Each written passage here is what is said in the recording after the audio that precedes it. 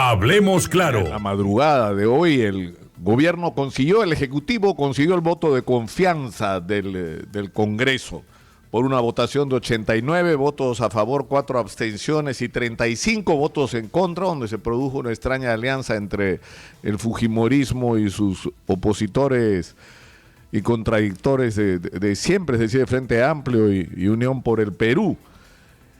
Y esta ha sido una oportunidad para poner sobre la mesa y hacer una evaluación, en primer lugar, de lo que más nos importa en lo inmediato a los peruanos, que es el manejo de la crisis del coronavirus. Y lamentablemente para el gobierno esto se da en el contexto del escándalo de Richard Swing, que ha estado presente en todos estos días en la discusión, porque es una revelación y un reconocimiento lamentable de un hecho que ocurre de manera sistemática en la política y en el Estado peruano.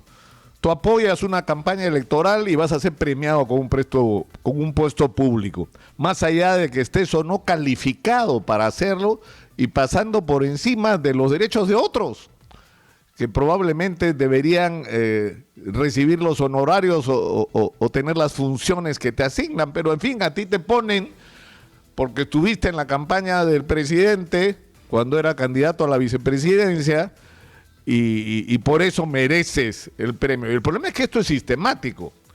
Pero en fin, en ese contexto hay que decir algunas cosas sobre lo que ha sido todo este debate. El primero, está claro y nadie le va a discutir al gobierno dos cosas: que la situación con la que se han encontrado no es culpa estrictamente del gobierno, que tiene poco tiempo con las riendas del Estado en las manos, y en segundo lugar, que algunas decisiones como el cierre de fronteras y la cuarentena fueron acertadas y se tomaron en un momento en el que se logró como resultado impedir que se disparara la epidemia, y que fue buena la iniciativa de los bonos.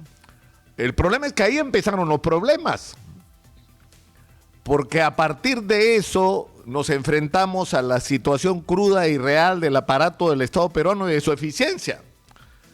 ¿Por qué? Porque una cantidad enorme de bonos no llegó a la gente, porque las canastas, nadie entiende por qué se decidió organizarlas de la manera como se organizaron a través de los municipios, y hasta el día de hoy hay canastas que no terminan de repartirse, y ayer ha habido una intervención en la Municipalidad de San Martín de Porres, que es uno de muchísimos casos donde se sospecha que ha habido un manejo inmoral de las adquisiciones para las canastas, y eso nos lleva al otro tema. Es decir, tampoco se le puede echar la culpa al gobierno de que no haya medicamentos y que no haya insumos, equipo de protección personal o respiradores, pero entonces hay que articular una operación de adquisiciones eficiente. Y lo que ha ocurrido es totalmente loco. Todo el mundo anda comprando, todas las instituciones salen a comprar y casi compiten entre ellas.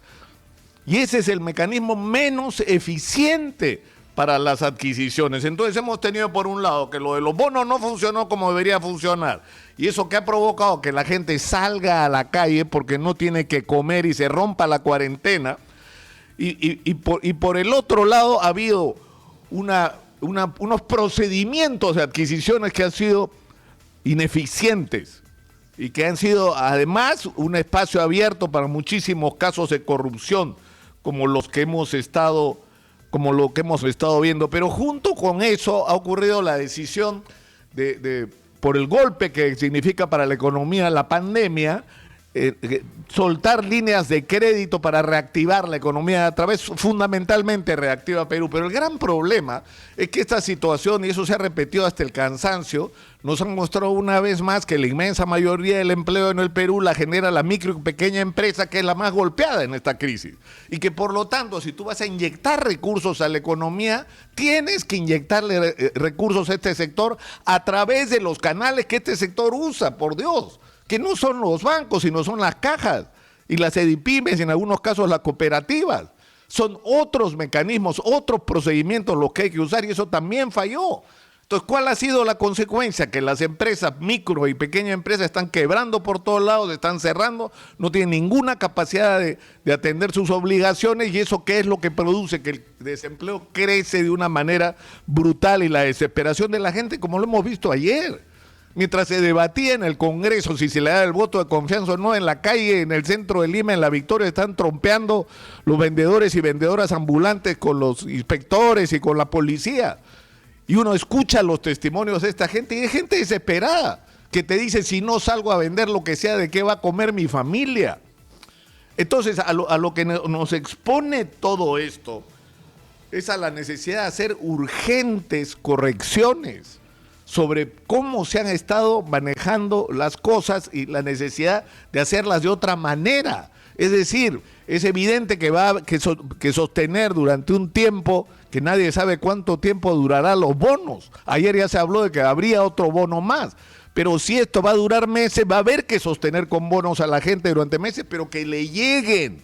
Y para eso hay que articular mecanismos distintos a los que se han estado usando hoy. En segundo lugar, está claro que vamos a requerir de medicamentos, de pruebas, de equipos, mascarillas, equipos de protección personal. Entonces hay que articular mecanismos de compra que sean más eficientes y que sean centralizados. Es decir, esas son las correcciones que hay que hacer.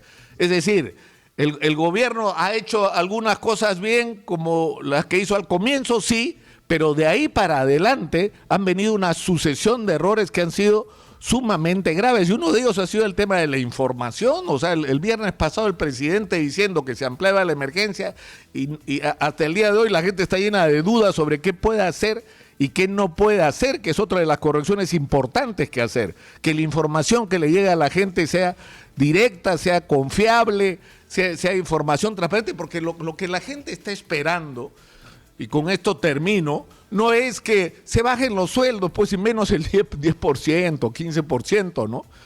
O sea, cuando hay gente que simplemente no bajó el 10, 15%, bajó a nada, bajó el 100% sus ingresos. Lo que está esperando la gente es que el gobierno haga su chamba, que las decisiones que se tomen sean acertadas y sean certeras, y ahora se está demandando dos cosas muy simples: que se cree un nivel de atención primaria que ha sido abandonado durante décadas por los gobiernos anteriores y que se convierte en la barrera más importante de contención del coronavirus, que permita detectar tempranamente el inicio de la enfermedad de aquellas personas que son contagiadas y que permita un tratamiento inmediato. Eso es urgente, pero en el otro lado hay que resolver la distribución de bonos y de ayudas de manera eficiente, que le llegue realmente a la gente y que esto esté asociado al otorgamiento de créditos a la micro y pequeña empresa. Y finalmente, que las compras se hagan como se tienen que hacer, por Dios. Es necesario que el gobierno compre centralizadamente todo lo que se necesita para enfrentar esta crisis. Y si tiene que poner a operar empresas para que produzcan exclusividad para el Estado, a precios fijados por el Estado, de algunos productos y medicamentos que son indispensables, pues así tendrá que ser, porque estamos en emergencia. Pero en fin, yo creo que ayer le perdonaron la vida al Ejecutivo. Hablemos claro,